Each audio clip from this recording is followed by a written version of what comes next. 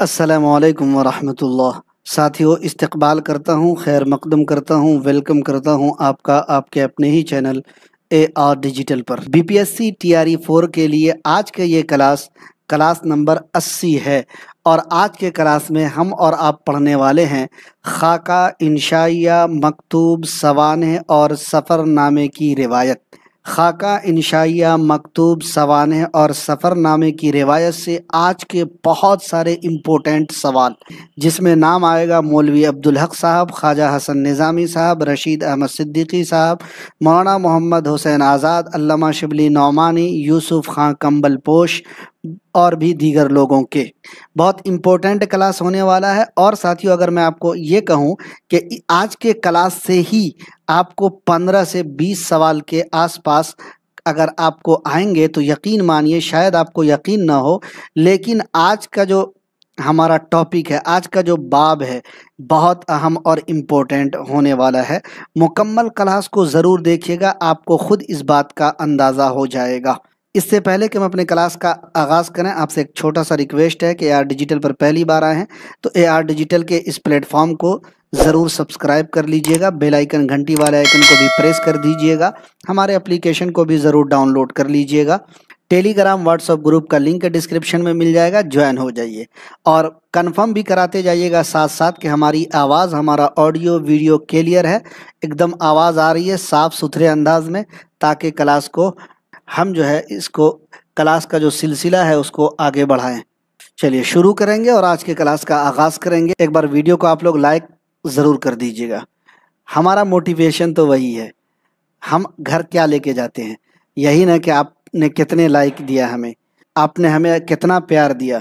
इससे पता चला कि हम जो नोटिफिकेशन दे रहे हैं वो आप लोगों को, वो नोटिफिकेशन आप लोगों को मिल रहा है, इससे यही मालूम हुआ। चलिए बहुत शुरू करते हैं बिना किसी बात के। खाका निगारी, बहुत सारी बातें हो चुकी हैं ऑलरेडी। खाके को मुरक्का या कलमी तस्वीर भी कहते हैं। खाका को क्या कहते हैं? मुरक्का या कलमी तस्वीर। खाके में किसी शख्सियत के ज़ाहिरी और बातनी औसाफ बयान किए जाते हैं। खाका में क्या होता है? किसी शख्सियत के ज़ाहिरी और बातनी औसाफ बयान किए जाते हैं, यानी अंदर और बाहर चाहे जो भी चीज़ हो उसको बयान किया जाता है। इसमें शख्सियत की खूबियों या खामियों का बयान इस तरह किया जाता है कि पढ़ने वाले के सामने उस शख्सियत की एक कलमी तस्वीर उभर आए।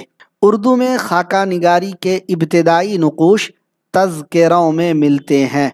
जी, जो सिन्फ है तज़किरा, उसमें खाका निगारी के इब्तिदाई नुकूश मिलते हैं तज़किरों में। मौलाना मोहम्मद हुसैन आज़ाद की जो आबे हयात है, इसमें खाका निगारी के बाज़ उम्दा नमूने मौजूद हैं। क्या है? उम्दा नमूने मौजूद हैं। उर्दू में खाका निगारी की रिवायत 20वीं सदी में ज़्यादा फ़रोग़ मिला। जी, उर्दू में खाका निगारी की रिवायत को 20वीं सदी में ज़्यादा फ़रोग़ मिला। मिर्ज़ा फ़रहतुल्लाह बेग ने अपने उस्ताद डिप्टी नज़ीर अहमद का खाका लिखा, जिसका उन्वान है मौलवी नज़ीर अहमद की कहानी, कुछ उनकी कुछ मेरी ज़बानी।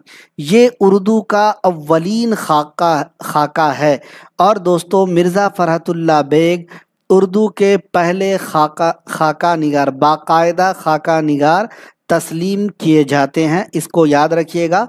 और ये SCRT में भी शामिल निसाब है। मिर्ज़ा फ़रहतुल्लाह बेग अपने खाका मौलवी नज़ीर अहमद की कहानी, कुछ उनकी कुछ मेरी ज़बानी में वो तज़किरा करते हैं कि जब मैं इबारत पढ़ता था तो एराब की गलतियां करता था। जी, और इसके साथ एक और इनका दोस्त मियाँ दानी, उसका नाम है। मियाँ दानी जब पढ़ते थे तो मियाँ दानी जो है क्या करते थे? शेर को नस्र कर देते थे। लेकिन फ़रहतुल्लाह बेग जब नज़ीर अहमद के सामने पढ़ते थे तो वो क्या करते थे? एराब की गलतियां, यानी ज़बर ज़ेर पेश की गलतियां करते थे। इस खाके में इन सारी बातों का बयान है। इन्होंने, यानी फ़रहतुल्लाह बेग ने, एक वसीयत की तामील में के उन्वान से वहीदुद्दीन सलीम का भी उम्दा खाका खींचा है। इसी अहद में मौलवी अब्दुल हक ने खाका निगारी के फ़न की तरफ तवज्जह की। खाकों पर मुश्तमिल इनकी तसनीफ़ चंद अहम असर है, जिसमें टोटल 14 खाके हैं। नाम देवमाली और गदड़ी का लाल ان کے عمدہ خاکے ہیں، یعنی مولوی عبدالحق صاحب مرحوم کے عمدہ خاکے کون کون ہیں؟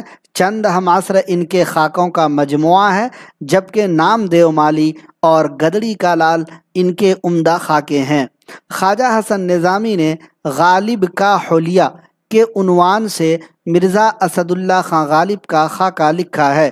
رشید احمد صدیقی نے خاکہ نگاری کے فن کی طرف خصوصی توجہ کی، اور ہم نفسان رفتہ اور گنجہائے گرامایا ان کے خاکوں کے مجموعے ہیں۔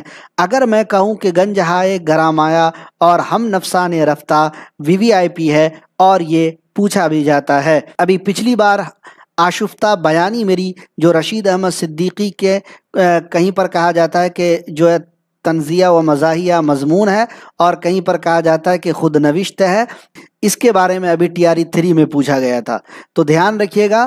ہم نفسان رفتہ اور گنجہائے گرامایا صنفی اعتبار سے خاکوں کا مجموعہ، مصنف کا نام رشید احمد صدیقی، نام دیو مالی اور گدڑی کا لال خاکہ، نام مولوی عبدالحق صاحب، چند ہم عصر خاکوں کا مجموعہ مولوی عبدالحق صاحب، ٹوٹل خاکے 14۔ یہ سب اہم پوائنٹ۔ غالب کا حلیہ کے عنوان سے خاکہ کس نے لکھا؟ خواجہ حسن نظامی نے لکھا۔ ان پوائنٹ کو آپ کو یاد کرنا ہے جی، کیونکہ آپ کو اپنے حصے کا دیا خود ہی جلانا ہے، کیونکہ خواہش سے نہیں گرتے پھل جھولی میں، خواہش سے نہیں گرتے پھل جھولی میں، وقت کی شاخ کو اے میرے دوست ہلانا ہوگا، کچھ نہیں ہوگا اندھیروں کو برا کہنے سے، اپنے حصے کا دیا خود ہی جلانا ہوگا۔ اگر آپ کو اپنے حصے کا دیا جلانا ہے، اگر آپ کو اپنا ٹیچر بننے کا خواب، ٹیچر بننے کا سپنا پورا کرنا ہے، تو ان پوائنٹس کو رٹنا ہوگا، یاد کرنا ہوگا لائن با لائن جی۔ رشید احمد صدیقی کے خاکوں کا نمایاں وصف ہے۔ میں یہ بات کم کلاس میں بولتا ہوں، پھر آج بول رہا ہوں انشاءاللہ العزیز، میرے پڑھائے ہوئے سے 85% سوال آپ کو دیکھنے کو ملیں گے، یہ میں آپ کو گارنٹی دیتا ہوں، اور انشاءاللہ آپ لوگ دیکھیے گا TRE 4 میں 85% ہمارے پڑھائے ہوئے میں سے ہی آپ کو آئے گا، کیونکہ جہاں سے سوال آتا ہے نا، میں اسی کھدان سے پڑھا رہا ہوں۔ جس کھدان سے سوال BPSC کھوج کر لا رہا ہے، میں اسی کھدان کو آپ کو پڑھا رہا ہوں جی۔ اور اس کھدان کے جو قیمتی باب ہیں، اس کھدان کے جو قیمتی ٹاپک ہیں، ہر ٹاپک کو میں ایک ترتیب سے پڑھا رہا ہوں میرے دوست۔ اگر کوئی بھی ہمارے اس ترتیب وار کلاسز کو دیکھ لیتا ہے تو یقین مانیے آج جو ہمارے ساتھی بے روزگار گھوم رہے ہیں، یقین مانیے ان کا 90% چانس ہے کہ ان کا نکل جائے گا۔ شرط یہ ہے کہ محنت آپ کو بھی کرنا ہے۔ شرط کیا ہے؟ محنت آپ کو بھی کرنا ہے۔ آپ اگر محنت نہیں کریں گے، بعد میں کہیں گے سر آپ سے کلاس لیے تھے لیکن نہیں ہوا۔ میرے سے کلاس لینے کا یہ مطلب تھوڑی نہیں ہے کہ آپ ٹیچر بن جائیں گے۔ میرے سے کلاس لینے کے بعد جو مواد میں دے رہا ہوں، اس مواد کو پڑھنا ہے، بغیر پڑھے نہیں ہو سکتا ہے، کیونکہ محنت اگر آپ نہیں کریں گے تو یقین مانیے آپ کا نہیں نکلے گا۔ تو امید کہ آپ لوگ کریں گے ہماری باتوں کو، اور اسی لیے دیکھیے ہم آپ کو اپنے اپلیکیشن کے ذریعہ نوٹیفیکیشن دیتے ہیں کہ آپ اپنی مصروفیات کو نکال کر کے پلیز لائیو کلاس میں جوائن ہوئیے۔ مصروفیات ہر آدمی کی زندگی میں ہے، لیکن کچھ پانا ہے تو آپ کو کچھ کھونا پڑے گا۔ کچھ پانے کے لیے کچھ کھونا پڑتا ہے، وہ کھونا پڑے گا آپ کو، اور محنت کرنی پڑے گی۔ انشاءاللہ آپ لوگ کریں گے، ہمیں پورا اس چیز پر یقین اور اعتماد ہے۔ انشاءاللہ کریں گے سارے ساتھی جی؟ ہاتھ اٹھا کے کمنٹ باکس میں سارے ساتھی بتاتے جائیے۔ بڑھتے ہیں آگے۔ رشید احمد صدیقی کے خاکوں کا نمایاں وصف یہ ہے کہ ان میں قلمی تصویریں چلتی پھرتی نظر آتی ہیں۔ دیکھیے کیسا پوائنٹ ہے، کن کے خاکوں کا نمایاں وصف یہ ہے کہ ان کی تحریروں میں، ان کے خاکوں میں قلمی تصویریں چلتی پھرتی نظر آتی ہیں۔ بیگم انیس قدوائی اردو کی پہلی خاتون خاکہ نگار ہیں۔ دیکھیے یہ پوائنٹ آپ کو شاید نہ ملے، لیکن ہم نے آپ کے لیے لایا ہے کھوج کر، تلاش کر کے۔ بھائی اردو میں جو خاکہ نگار ہیں تو فرحت اللہ بیگ ہے مرد میں، لیکن خاتون میں اردو کی پہلی خاتون خاکہ نگار کا نام بیگم انیس قدوائی ہے۔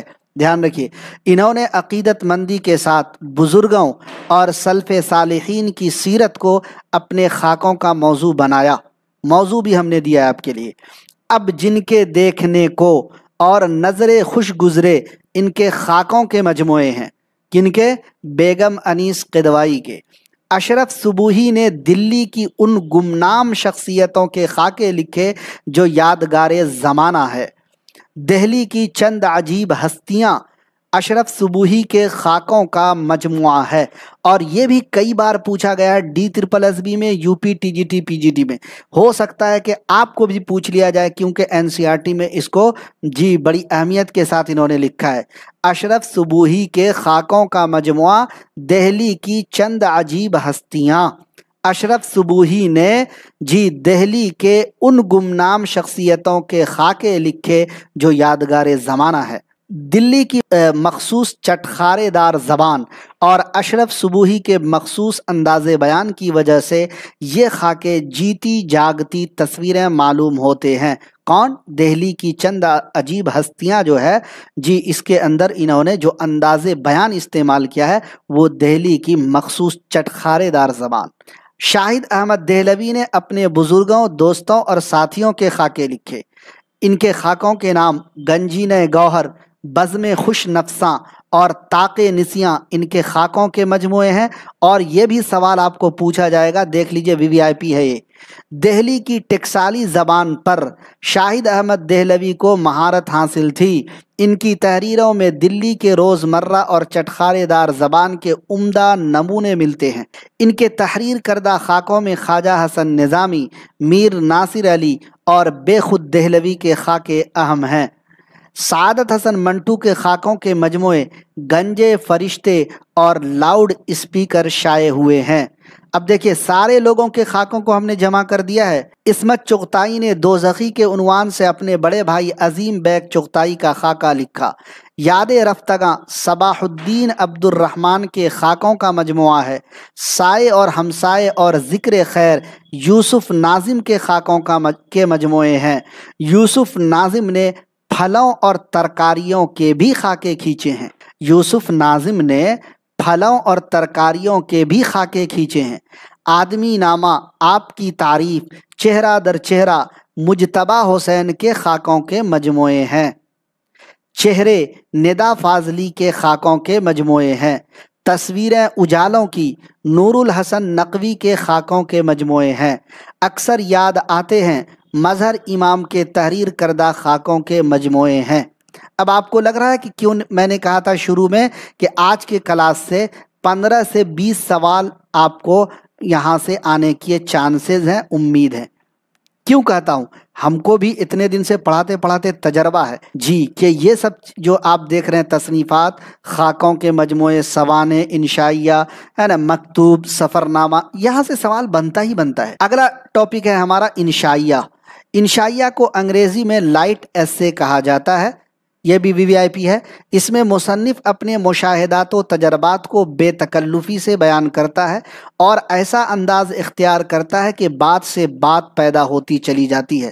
اردو میں انشائیہ نگاری کا آغاز سر سید سے ہوتا ہے، اور ہم شروع میں پڑھا چکے تھے کہ سر سید اور علی گڑھ تحریک سے کن کن اصناف کا آغاز ہوا ہے ہم نے آپ کو بتایا تھا۔ معلوم نہیں آپ کو یاد ہے کہ آپ بھول گئے ہیں۔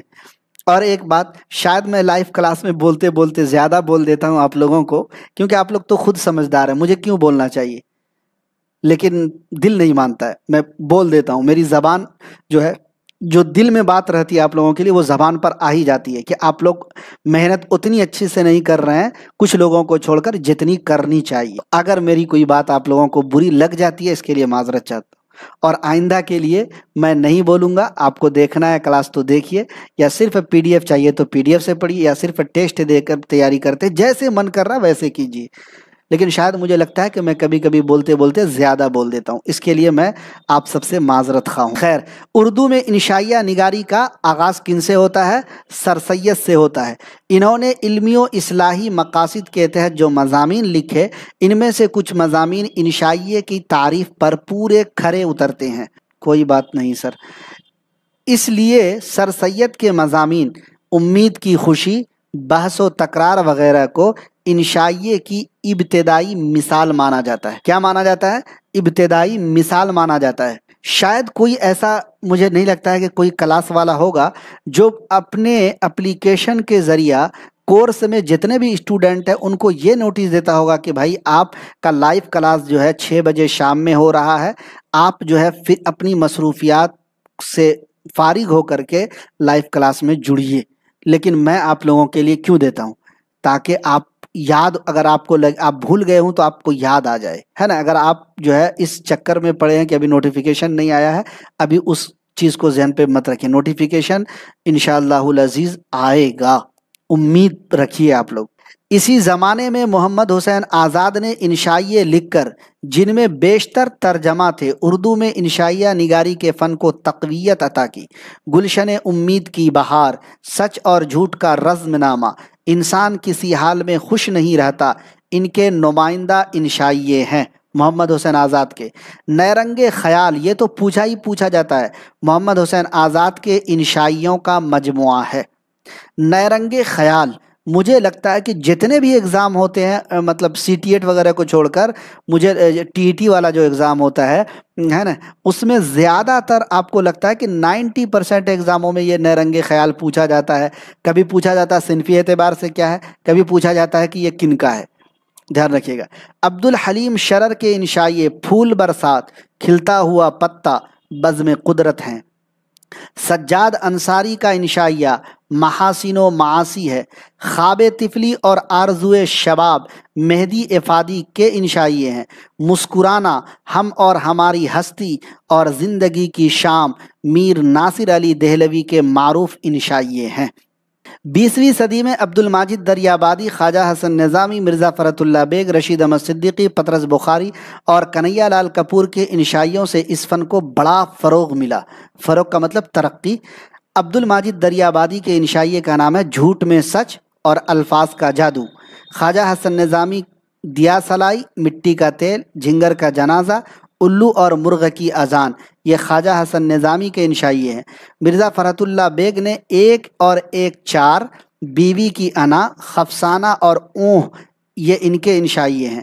رشید احمد صدیقی کے انشائیے چار پائی، ارہر کا کھیت، دعوت اور پاسبان۔ ارہر کا کھیت یہ پوچھا جاتا ہے، چار پائی بھی پوچھا جاتا ہے۔ پطرس بخاری کے انشائیے کتے اور سویرے جو کل میری آنکھ کھلی، یہ انشائیے ہیں۔ عبدالعزیز کے انشائیے فلک پیما کے گنوار کی دعا، کچھ جھوٹ کچھ سچ اور نئی دکان، عبدالعزیز کے انشائیے ہیں۔ کنہیا لال کپور کے انشائیے اخبار بینی، اپنے وطن میں سب کچھ ہے پیارے، اور برج بانو، مقبول و معروف انشائیے ہیں کنہیا لال کپور کے۔ تو دیکھیے کتنے لوگوں کے انشائیوں کو ایک جگہ جمع کیا ہے آپ کے لیے۔ عصر حاضر کے اہم انشائیہ نگاروں میں یوسف ناظم، شفیق الرحمن، وزیر آغا، مشتاق احمد یوسفی، نذیر صدیقی، مجتبیٰ حسین، احمد جمال پاشا اور نریندر لوتھر کے نام شامل ہے۔ اگلا ٹاپک ہے مکتوب نگاری۔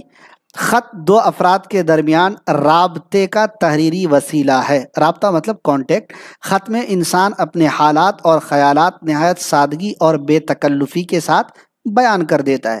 وہ اپنے دوستوں اور عزیزوں کو اپنا رازدار سمجھتا ہے، اس لیے ان کے سامنے اپنے حالات بیان کرنے میں اسے کوئی تکلف نہیں ہوتا۔ اسی لیے خطوط میں خط لکھنے والے کی سچی تصویر دکھائی دیتی ہے۔ اردو میں خطوط نگاری کی جو ادبی حیثیت ہے وہ بالکل مسلم ہے۔ یہ آپ کو ابتدائی کلمات تھے، اب دیکھتے ہیں آپ کو پوائنٹس۔ اسے مرزا غالب نے ادبی مقام دیا، یعنی مکتوب نگاری کو ادبی مقام کس نے دیا؟ مرزا اسد اللہ خان غالب نے۔ غالب سے پہلے بھی اردو میں خطوط لکھنے کا رواج تھا، مگر ان خطوط کی کوئی ادبی حیثیت بالکل نہیں تھی۔ اسی لیے اگر پوچھے کہ اردو میں مکتوب نگاری کو مکتوب نگاری کو ادبی مقام کس نے عطا کیا؟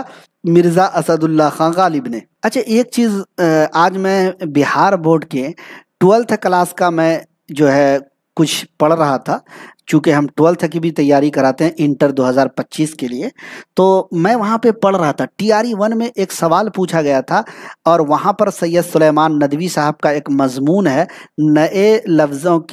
بعض نئے لفظوں کی پرانی تحقیق، ہے نا، یا بعض پرانے لفظوں کی نئی تحقیق، بعض پرانے لفظوں کی نئی تحقیق کے عنوان سے ان کا ایک ٹاپک ہے۔ اس میں ایک ورڈ دیکھا تھا میں نے، قورمہ۔ کیا دیکھا تھا؟ قورمہ۔ اور یہ سوال BPSC TRE 3 میں پوچھا گیا کہ قورمہ کس زبان کا لفظ ہے؟ جب میں لغت دیکھ رہا ہوں تو لغت میں نہیں دیا ہے کہ بھائی قورمہ کس زبان کا لفظ ہے، اور جگہوں پر دیکھنے کی کوشش کر رہا ہوں تو پتہ ہی نہیں چل رہا ہے۔ بی پی ایس سی نے TRE 3 میں اس کو پوچھا ہے، ٹھیک ہے۔ تو قورمہ جو لفظ ہے نا، یہ ترکی زبان کا معلوم ہوتا ہے جی۔ یہ مولانا سید سلیمان ندوی صاحب لکھتے ہیں کہ جیسے وہ ناشتے کے بارے میں بات کرتے ہیں، جیسے فطور ناشتہ یعنی جو ہے خالی بھوک کو توڑنا ہے نا، جس سے افطار نکلا ہے اسی سے افطاری ہے، اس طرح کی بحث وہ اپنے مضمون میں کرتے ہیں۔ اسی میں ایک لفظ آتا ہے قورمہ، اور قورمہ کے متعلق مولانا سید سلیمان ندوی لکھتے ہیں کہ قورمہ جو ہے ترکی زبان کا لفظ ہے، لیکن TRE 3 میں اکثر و بیشتر ساتھیوں نے لگایا کہ قورمہ عربی زبان کا لفظ ہے۔ تو اس لیے مجھے یاد آیا تو میں سوچا آپ لوگوں کو بتا دوں، یہ چونکہ پوچھا گیا ہے تو دھیان رکھیے گا کہ اگر اس طرح کا الفاظ پوچھا جائے، ابھی دیکھیے کہاں کہاں سے سوال BPSC لے کے آ جا رہا ہے، NCERT سے دے رہا، کبھی SCERT سے دے رہا۔ تو قورمہ ترکی زبان کا لفظ ہے، شاید لغت میں بھی یہ مجھے ملا نہیں تھا، لیکن آج جب پڑھ رہا تھا تو وہاں پر اس کو مجھے دیکھنے کو ملا، دھیان رکھیے گا۔ خیر، تو غالب نے اردو خطوط نگاری کو ادبی مقام تک پہنچایا۔ غالب کے اردو خطوط کے دو مجموعے عود ہندی اور اردو معلّہ ہیں۔ غالب نے شروع میں فارسی میں خط لکھے تھے، پھر اسے ترک کر کے چھوڑ کے اردو میں خط لکھنے لگے۔ خطوط لکھتے وقت وہ روایتی تکلف اور القاب و آداب کے قائل نہیں تھے، ڈائریکٹ لکھ دیتے تھے، جیسے ہم لوگ لکھتے ہیں کہ محترم المقام جناب وغیرہ وغیرہ، محترمی و مکرمی جناب وغیرہ وغیرہ، ہے نا، محترم پیارے چھوٹے بھائی وغیرہ وغیرہ۔ لیکن مرزا اسد اللہ خان غالب بالکل القاب و خطاب لکھتے ہی نہیں تھے، بس ایسے ہی لکھ دیتے تھے کہ بولو میاں کیا حال ہے، میں تم کو خط لکھنے کے لیے سوچ رہا تھا لیکن مجھے وقت نہیں ملا، مطلب ڈائریکٹ شروع کر دیتے۔ تو القاب و آداب کے قائل بالکل نہ تھے یہ، بس قلم اٹھایا اور مکتوب الیہ کے مرتبے کے مطابق مخاطب کر دیا۔ ان کے خطوط میں شائستہ اور دلکش عبارت آرائی کے بجائے مکالمے کا انداز پایا جاتا ہے، اور غالب خود کہتے ہیں اپنے بارے میں، STT میں یہ سوال پوچھا گیا تھا، STT 2023 میں غالب خود کہتے ہیں کہ میں نے وہ انداز تحریر ایجاد کیا ہے کہ مراسلے کو مکالمہ بنا دیا ہے۔ تو STT میں یہ سوال تھا کہ غالب کے متعلق یہ بات کس نے کہا کہ مطلب میں نے مراسلہ کو مکالمہ بنا دیا۔ اب دیکھیے بچہ کنفیوز ہو جائے گا، مطلب غالب کے متعلق کس نے کہا کہ میں نے مراسلہ کو مکالمہ بنا دیا؟ تو میرے بھائی غالب خود اپنے بارے میں کہتے ہیں کہ میں نے وہ انداز تحریر ایجاد کیا کہ مراسلہ کا مطلب خطوط مکالمہ بنا دیا، یعنی ایک دو لوگوں کے درمیان کی گفتگو، ایک سوال کر رہا دوسرا اس کو جواب دے رہا، یہی مکالمہ ہے۔ واقعہ نگاری کا وصف ان کے خطوط کی خاص پہچان ہے۔ واقعہ کی تصویر کشی وہ اس انداز سے کرتے ہیں کہ سارا منظر نظر کے سامنے جھلک جاتا ہے۔ انہوں نے اپنے بعض اشعار کی تشریح بھی ان خطوط میں کی ہے اور علمی نکات بھی بیان کیے ہیں۔ غالب نے مخطوط نگاری میں ایسا رنگ اختیار کیا جو سب سے نرالا تھا۔ ان کے خطوط کا کلیات ڈاکٹر خلیق انجم نے مرتب کر کے غالب کے خطوط کے نام سے 5 جلدوں میں شائع کیا۔ تو خطوط اگر پوچھا جائے کہ غالب کے خطوط کا کلیات کس نے مرتب کیا، تو ڈاکٹر خلیق انجم نے مرتب کیا، اور کس نام سے مرتب کیا؟ غالب کے خطوط۔ کتنے جلدوں میں کیا؟ 5 جلدوں میں۔ بعد میں مت کہیے گا سر آپ نے پڑھایا نہیں تھا۔ غالب کے علاوہ سر سید نے بھی اپنے مکاتیب میں اپنے زمانے کی مسجع اور مقفع نثر کے بجائے عام بول چال کی رواں اور آسان زبان کا استعمال کیا۔ دیکھیے ایک چیز مکاتیب سے یاد آیا، مکتوب کی جمع ہوتی ہے مکاتیب، آئی تھنک TRE 2 میں پوچھا گیا ہے یہ، یا کے ساتھ مکاتیب، مکتوب کی جمع مکاتیب، اور مکتب ہوتا ہے نا جو آپ کے گاؤں میں محلے میں آس پاس میں مدرسہ مکتب ہوتا ہے نا، مکتب کی جمع کیا ہوگی؟ کمنٹ کر کے بتائیے۔ ہم نے بتایا مکتوب کی جمع مکاتیب، لیکن مکتب کی جمع کیا ہوگی؟ کمنٹ کر کے بتائیے۔ خیر، محمد حسین آزاد کے خطوط بھی خاص اہمیت رکھتے ہیں۔ مکتوبات آزاد ان کے خطوط کا مجموعہ ہے جو 1907 میں شائع ہوا۔ ان خطوط کے القاب و آداب میں سادگی پائی جاتی ہے۔ پنجاب سے اپنی محبت کا ذکر وہ بڑے والہانہ انداز میں کرتے ہیں۔ والہانہ کا مطلب بڑے محبت والا اور شفقت والا۔ फिर अभी कुछ लोग कमेंट में भी कंफ्यूज हो रहे हैं। कमेंट में भी मत कंफ्यूज होइए मेरे भाई। जब हमने आपको बता दिया कि मकतूब की जमा मकातीब या के साथ होगी, इस वाव में तालील होगा। अगर आपने अरबी पढ़ा होगा तो आपको मालूम होगा कि इस वाव में तालील की वजह से या आएगा, लेकिन मकतब में वाव नहीं है तो मकातिब हो जाएगा। क्या होगा? बहुत सारे साथी हमारे कमेंट में भी कंफ्यूज हो रहे हैं। मकातिब, चूंकि यहाँ पे मकतूब वाव है तो यही जमा में आने के बाद वो तालील होकर के या से बदल जाती है, तो इसलिए मकातीब। लेकिन मकतब में आप देखेंगे तो कोई वाव नहीं है। जब वाव नहीं है तो यहाँ मकातिब। बहुत सारे साथी इसमें भी कंफ्यूज हो रहे हैं।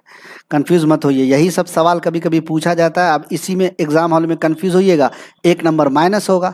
मालूम चला 1 नंबर की वजह से आपकी जगह दूसरा टीचर बन गया। खैर, डिप्टी नज़ीर अहमद के खतूत का मजमुआ मौइज़े हसना के नाम से शाये हुआ। इन्होंने ये खतूत अपने फर्जंद मौलवी बशीरुद्दीन को उनकी तालीम यानी उनके पढ़ने के ज़माने में लिखे थे। इन खतूत में इन्होंने अरबी कवायद के अदक मसाइल भी समझाए। अदक का मतलब मुश्किल मसाइल भी समझाए और तालीम के मैदान में आगे बढ़ने की तरफ माइल किया। अरबी उर्दू के साथ अंग्रेज़ी सीखने की तरगीब भी इन खतूत में दी गई। मौलाना अल्ताफ़ हुसैन हाली के खतूत भी अदबी अहमियत के हामिल हैं। इनके मकातीब में आलिमाना रंग गालिब नज़र आता है। इबारत की आराइश के वो कायल नहीं, मगर ज़ोर बयान और फसाहत का लिहाज रखते थे। 1925 में इनके खतूत 2 जिल्दों में मकतूबात हाली के उन्वान से शाये हुआ। अच्छा, मौलाना अल्ताफ़ हुसैन हाली के जो खतूत हैं, इनका जो उन नाम ही है मकतूबात हाली। तो अब आपको नहीं पूछा जाएगा कि मकतूबात हाली किनके खतूत का मजमुआ है। अब आपको पूछ लिया जाएगा कि मकतूबात हाली कितने जिल्दों में शाये हुआ। अब आपको पूछा जाएगा मकतूबात हाली कब शाये हुआ, इस तरीके से, क्योंकि जो मुमतहिन है ना वो भी बड़े शाने लोग होते हैं ना। शिबली नौमानी की अदबी खिदमात का दायरा बेहद वसी है। इसमें इनकी मुस्तकिल नसरी तसानीफ के अलावा खतूत की भी ख़ास अहमियत है। शिबली नौमानी के खतूत के मजमुए मकातीब शिबली और खतूत शिबली के नाम से शाये हुए। आखिरुज़ ज़िक्र मजमुआ अतिया फैज़ी और ज़हरा फैज़ी के नाम खतूत पर मुश्तमिल है। इनमें शेरियत और अदबियत का उन्सुर गालिब है।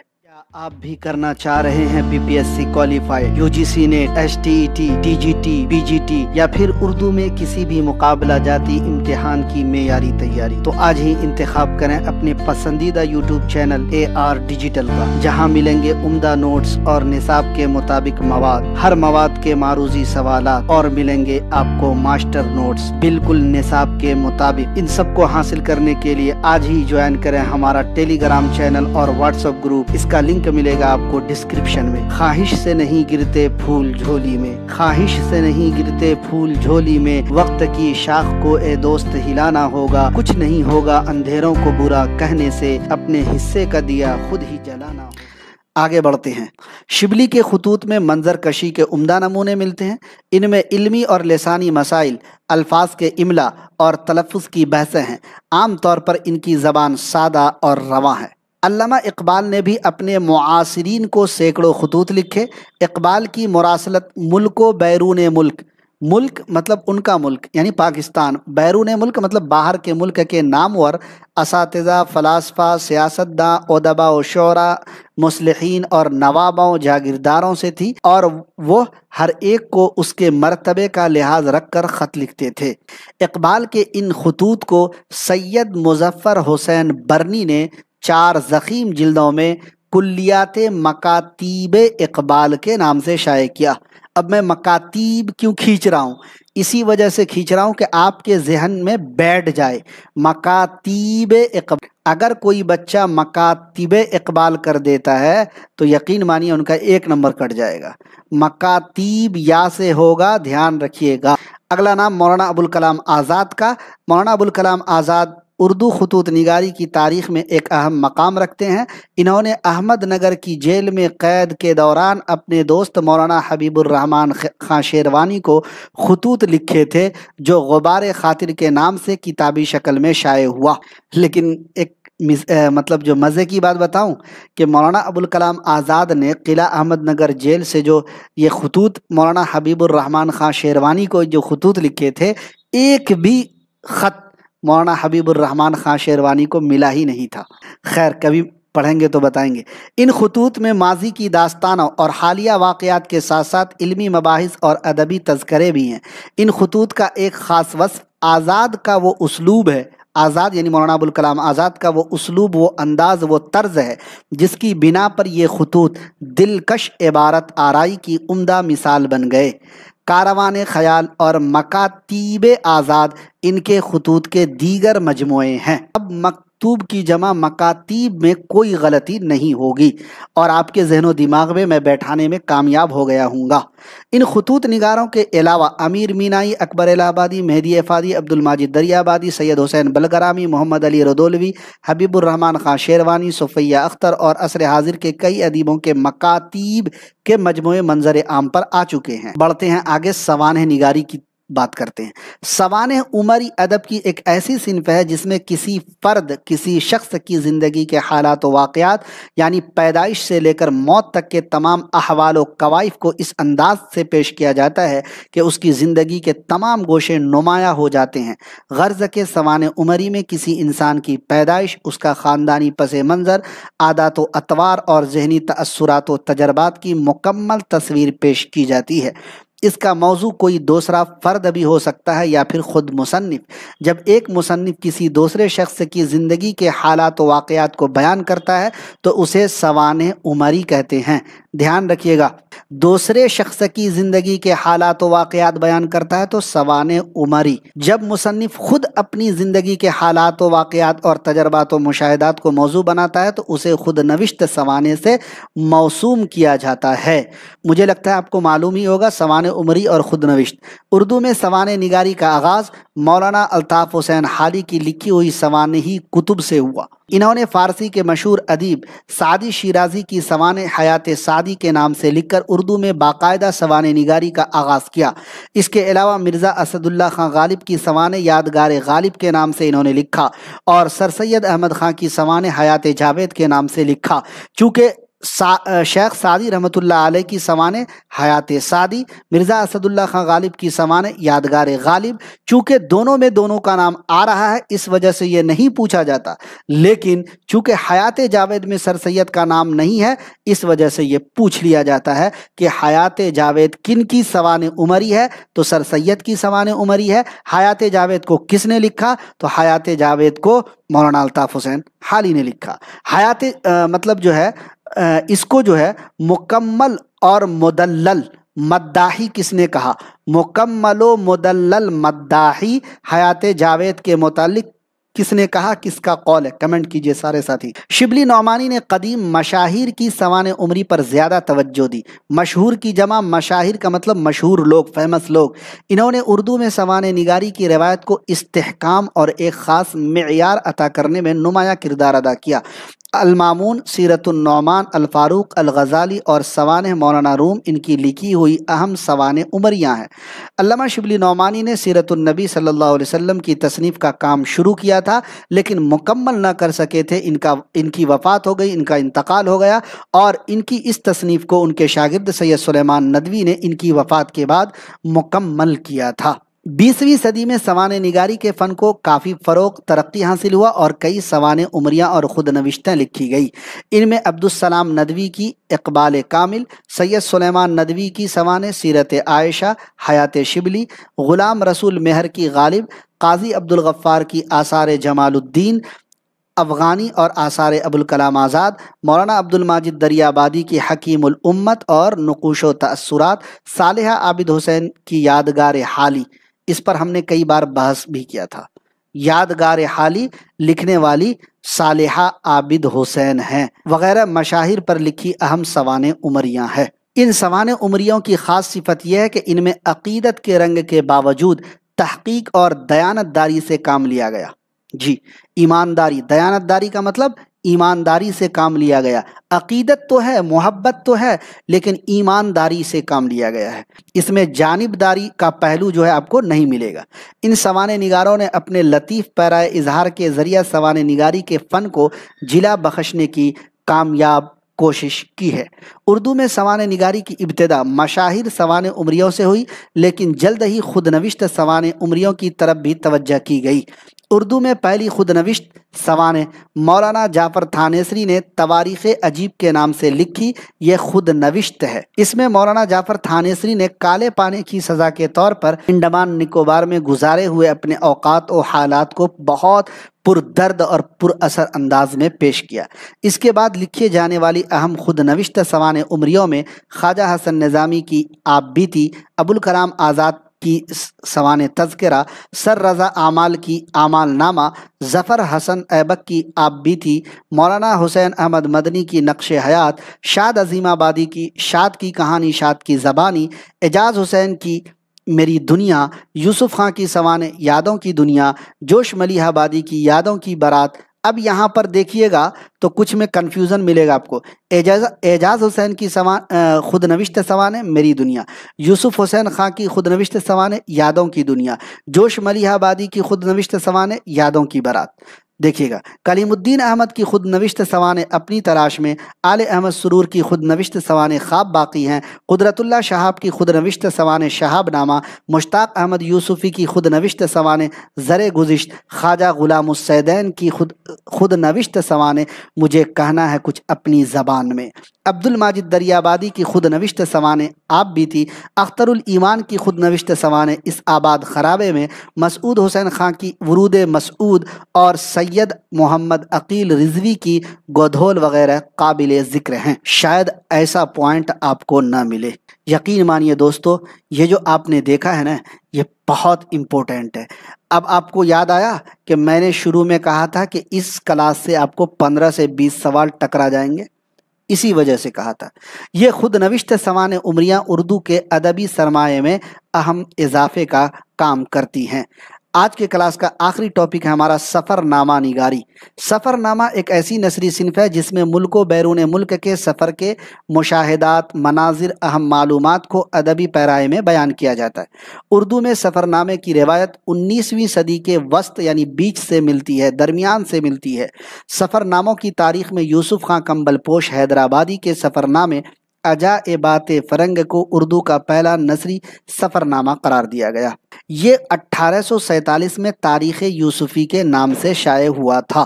اب دھیان رکھیے گا، 1847 میں تاریخ یوسفی کے نام سے شائع ہوا تھا، لیکن یہ ان کا عجائبات فرنگ جو ہے یہ پہلا سفر نامہ ہے۔ اس میں کلکتہ سے انگلستان تک کے بحری سفر یعنی سمندری سفر کی رودات کو بیان کیا ہے یوسف خان کمبل پوش نے۔ اس سفر نامے کے انداز تحریر سے اس وقت کے اردو نثر کا اندازہ ہوتا ہے اور پتہ چلتا ہے۔ مولانا محمد حسین آزاد کی سیاحت ایران، علامہ شبلی نعمانی کے سفر نامہ روم و مصر و شام کو اس صنف کی ابتدائی شکل کہا جا سکتا ہے۔ دوسرے سفر نامہ لکھنے والوں میں محمد ہدایت اللہ، مولوی فصیح الدین ہونا چاہیے، اور محمد عمر علی خان کے نام قابل ذکر ہیں۔ 20ویں صدی کے ابتدائی سفر ناموں میں ایک اہم سفر نامہ مولانا عبد الماجد دریابادی کا سفر حجاز ہے۔ مذہبی اور علمی لحاظ سے اس سفر نامے کی بڑی اہمیت و قابلیت ہے، مقبولیت ہے۔ اس نو کا مطلب قسم، اس نو کے دوسرے سفر ناموں میں ممتاز مفتی کا لبیک، صالحہ عابد حسین کا دیار حبیب، احمد سعید ملیح آبادی کا بغداد سے مدینہ منورہ تک ادبی لحاظ سے اہم ہے۔ اگلا پوائنٹ جو بولنے جا رہا ہوں بہت امپورٹنٹ ہے، جس طرح اوپر جو امپورٹنٹ تھا یہ بھی اسی طریقے سے امپورٹنٹ ہے۔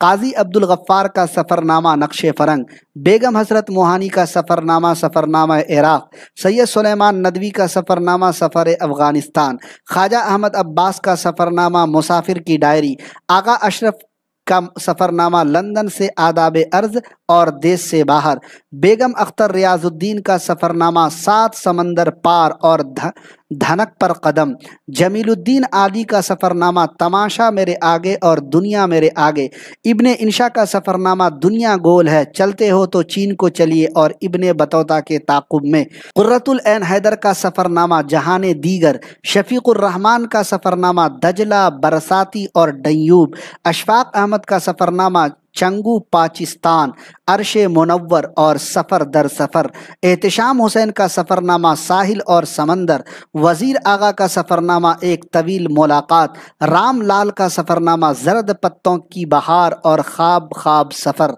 इंतज़ार हुसैन का सफ़रनामा ज़मी देख फलक देख, मुमताज़ मुफ्ती का सफ़रनामा हिंद यात्रा, जोगेंद्र पाल का सफ़रनामा पाकिस्तान यात्रा, मुस्तंसर हुसैन तारड़ का सफ़रनामा उंदुलुस में अजनबी, निकले तेरी तलाश में और खाना बदोश वगैरह 20वीं सदी के दीगर अहम सफ़रनामे हैं। अब पता चला क्यों मैंने कहा था कि इस क्लास से 15 से 20 सवाल आपको टकराएंगे। इसकी वजह यही। जी साथियों, ये जो मवाद हमने आपको दिया है इसको पढ़ने की ज़रूरत है, इसको प्रैक्टिस करने की ज़रूरत है। इसको आप PDF निकाल करके लाइन बाय लाइन याद कीजिएगा और एक पॉइंट नोट डाउन करूंगा, आपको बताऊंगा। लेकिन उससे पहले हमारी जो रिक्वेस्ट आपसे होती है, कैसा लगा आपको आज का क्लास, अपनी राय का इजहार कमेंट बॉक्स में ज़रूर कीजिए, अपने तअस्सुरात का इजहार कमेंट बॉक्स में ज़रूर कीजिए। जी, वीडियो जब सेव करते हैं उसके बाद कीजिएगा, तो ताकि जो नए लोग आ रहे हैं हमारे यहाँ उनको पता चले कि हमारे इस 45-50 मिनट के क्लास में क्या चीज़ें शामिल है। जी, वो आपके तअस्सुरात से ही समझ पाएंगे। जी, चूँकि 45 मिनट का वीडियो तो फर्स्ट में नहीं देख लेंगे, इसलिए अगर आप वहाँ पर कमेंट करते हैं, अपने तअस्सुरात का इजहार करते हैं, तो और जो नए साथी हैं उनको पता चलेगा। इसलिए अपने कमेंट, अपने तअस्सुरात का इजहार कीजिएगा। अगर पहली बार आए हैं तो सब्सक्राइब कर लीजिएगा, अगर आप पुराने साथी नहीं किए हैं तो कर लीजिएगा, बेल आइकन को भी प्रेस कर दीजिएगा। दूसरी बात, एप्लीकेशन को ज़रूर डाउनलोड कीजिएगा, लिंक डिस्क्रिप्शन में है। तीसरी बात, टेलीग्राम या व्हाट्सएप पे ज्वाइन हो जाइएगा, लिंक डिस्क्रिप्शन में है। अगर दिल करे तो शेयर कर दीजिएगा। मैं आपके लिए इतनी मेहनत कर रहा हूँ, क्या आप हमारे लिए एक शेयर कर सकते हैं? अगर कर सकते हैं तो ज़रूर कर दीजिएगा। जो इम्पोर्टेंट बात मैं आपको बताने वाला था वो ये था। क्या था वो? यहाँ पर एक चीज़ याद रखिएगा। अगर यहाँ पर देखेंगे, मैं चूँकि कलर चेंज कर रहा हूँ ताकि आपको पता चले कि मैं क्या बताना चाह रहा हूँ। ख्वाजा हसन निज़ामी साहब की जो खुदनविश्त सवाने हैं, इसका नाम आप बीती है।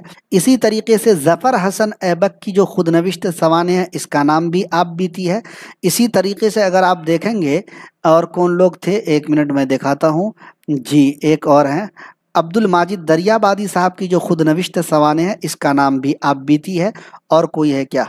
तो तकरीबन 3 लोगों की जो खुदनविश्त सवाने हैं, इसका नाम ही है आप बीती।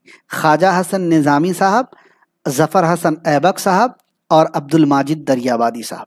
इन 3 लोगों की जो खुदनविश्त सवाने हैं, तीनों का नाम क्या है? आप बीती। तो ध्यान रखिएगा, अगर पूछ ले कि दर्ज झेल में अब्दुल माजिद दरियाबादी साहब का ही नाम रहे और पूछे कि अब्दुल माजिद दरियाबादी साहब की खुदनविश्त सवाने क्या, तो वहाँ पर आपको ये कंफ्यूज नहीं होना, यार खुदनविश्त है ये आप बीती है क्या?